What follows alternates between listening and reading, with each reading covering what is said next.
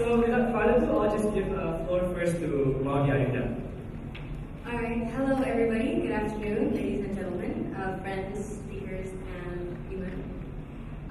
Thank you also for the introduction. As have been previously described, I stand here as quite a lot of things. As a student on one hand, as an entertainer on the other, but I think most importantly, I stand here as simply a 19-year-old, still having so much more to learn in this world, just like every other young person in this world, and therefore I stand here as a member of the younger generation. Therefore, I think I can safely say for the other teenagers and other young people in this world that we are very enmeshed in technology and the media, particularly the social media. I've actually searched through this and I found out that 93% of all teens that have access to technology are a part of some sort of social media, be it Facebook or Twitter or Instagram, etc. And it's quite a large number. And I think the rationale behind it is that we are born into and we are growing up in a world where the internet is ready for use, and also there are gadgets that we have access to, which are, which enable us to connect infinitely with other people around us. And therefore, I don't think that it's a surprise that as young people we are exceptionally familiar and we are exceptionally capable of using it in the right way, and we are exceptionally, maybe even dependent with it. That I think we take almost as given. However, thinking about the topic of this panel 2 nights ago, I actually thought about the appeal of the social media itself and what I found to be particularly attractive in the idea of this sort of collective forum. I feel like, firstly, it makes us feel connected to the rest of the world. It creates a world with very little barriers.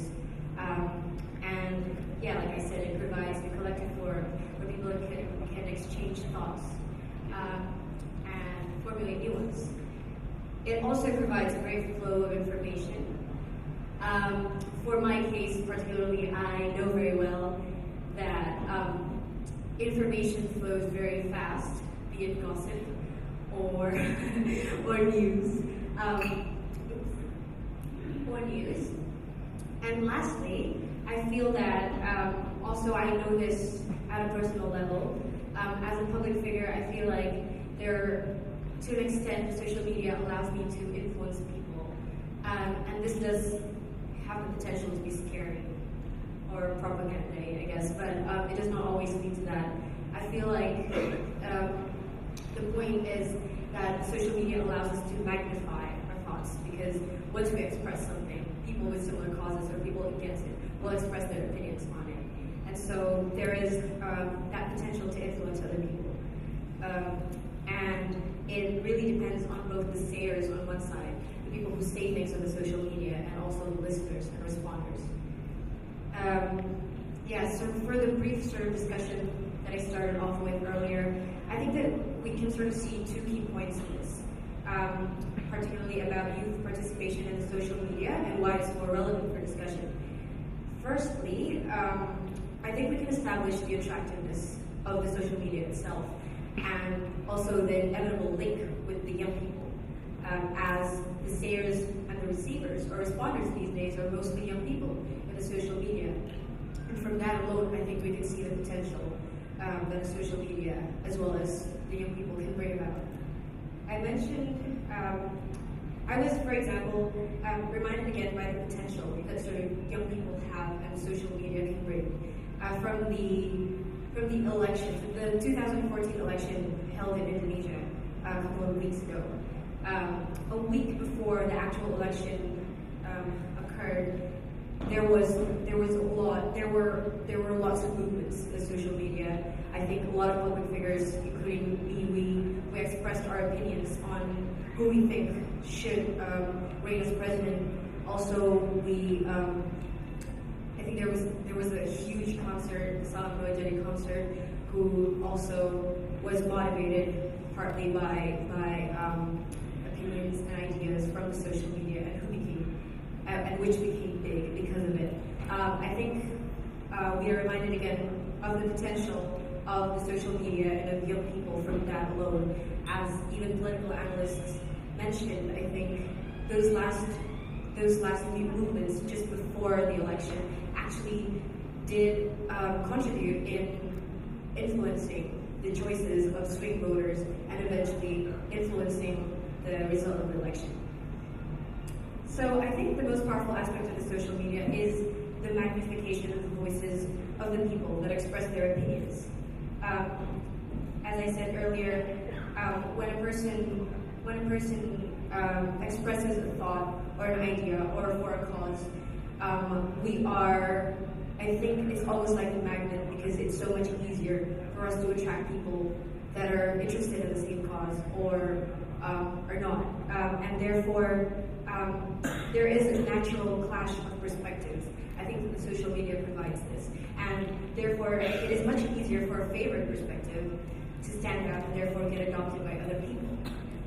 And this, I also actually was a part of a concert, or will be actually next week. And this charity concert was actually organized by just a small group of students, but actually it grew very, very big in social media, and it attracted a lot of attention. And a lot of people were willing to participate and actually come buy the tickets. And a lot of money were actually raised because of it, just because of a post on Instagram. Also, another project I'm looking to work on is a project which has an objective of helping blind people read by trying to find volunteers which will help type up braille-worded books, basically, just to help them read. And this has also gained a lot of responses from people just from the social media. And so I think from this alone, and these are very personal experiences, I feel that the social media has potential for that, and has potential to actually create not just political change, as I mentioned earlier, but also social change. However, I'd also like to talk about the downside of it. Like every revolutionary, new and attractive thing in life, there is that dark side of the social media. I feel like, at a personal scale, and I hope that every young person in this room might feel the same way, that sometimes the social media can be quite a distraction. The world of no barriers that I previously spoke of are not always used to good purposes. And by good use, I mean we don't always promote social causes daily, or at the very least, we don't always give off good influence, maybe by just the mere exchange of live activities through inspiring others, etc. So I think we have to also face the fact that certain social medias like Facebook or Instagram have the potential to create self-centered individuals who also care more about the short term, because we care about, oh, I have to post a selfie, I have to post things like that are very daily and also very, I think it might have the potential to make them forget about the more important things. And for example, I had a family gathering the other day, and I think 7 of my cousins who were between the ages of 10 and 15, they were all on their phones and just, they were busy with their respective social medias, and they were oblivious to everybody else in the room, and while we were all chatting and just laughing and talking about other things, they really couldn't care less. So I think there's a worry in that.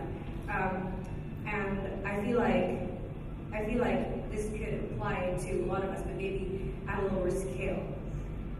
So, and what's dangerous is that also the social media makes us passive actors at times, because we can gain information so easily without having to look for it. We can just scroll down Twitter or scroll down things, and we'll have, we'll just have updates from other people, and it's entertaining too. And so this combination and this luxury, I think, can become pretty dangerous at such a young age. Therefore, I feel like it is very significant to take great care of youth participation in social media, as it is very easy to let it backfire. In hoping to bring about social development, this side of things must also be taken into account. Perhaps we can then figure out the most effective ways of actually of motivating youth participation and in the right way. Thus maybe the importance of sort of a mental revolution. And this I mean sort of helping young people to reach a certain mental threshold before actually being introduced to social media, or just creating other safeguards which would prevent the downsides of the internet or the social media from prevailing. I shall end this speech by expressing my view of the social media as a double-edged sword. I think youth participation in the social media has the potential to bring about change, be it social, political, or you name it, through the very magnification of perspectives. But on the other side, it can distract and affect the mentalities of the youth that participate in it. In addressing the importance of the media as a weapon for social development in the future, it is very key to remember both sides of the story. Thank you. Personally, for instance, prevent yourself from getting distracted, from getting the downsides of social media itself. And do you think, as a student yourself, do you think that it should be part of the curriculum, for instance? And what should we actually learn, if it should be, for instance? I think that personally, for me, I was lucky enough to start off sort of my first 10 years of life without being too familiar with the social media.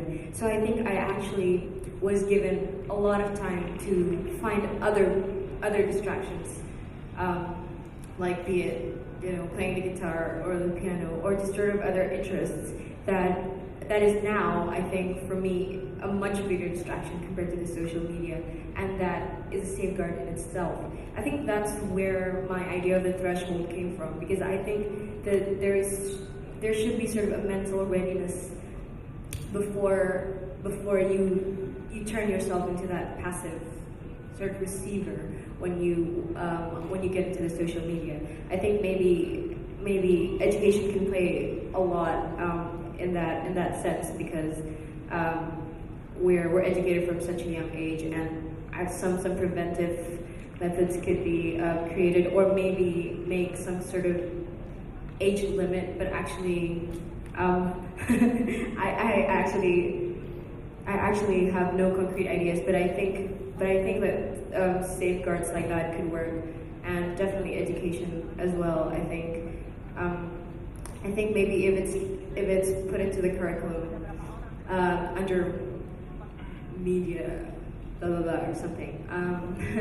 I think it'll be better, because I think as well we won't only just learn about how to use it, but we'll also learn what to use it for, and I think that's most important. Yeah, I'd just like to say, if I said earlier that this social media is a double-edged sword, I think that there's a way to sort of sheath one side of it, and that's just to find that bigger distraction in your life. And I think finding that bigger cause and compared to the social media, and I think that way the social media will become a tool instead of actually just a daily objective. That's it. Thank you everyone for having me, and it's been a pleasure. It's such an honor to be standing here, sitting down here. Thank you. Thank you. Thank you for all the speakers. We can give a round of applause for all the speakers today. I would also like to thank you for participating today, and hopefully you can learn something from this session. Just a short logistic note before I close. After this, we're going to have Asia Pacific launch of the UNESCO World Trends in Freedom of Expression and Media Development at Nusa Dua Hall 4. So we do hope that you can join us in the next session at Nusa Dua Hall 4. Thank you so much, and have a nice day.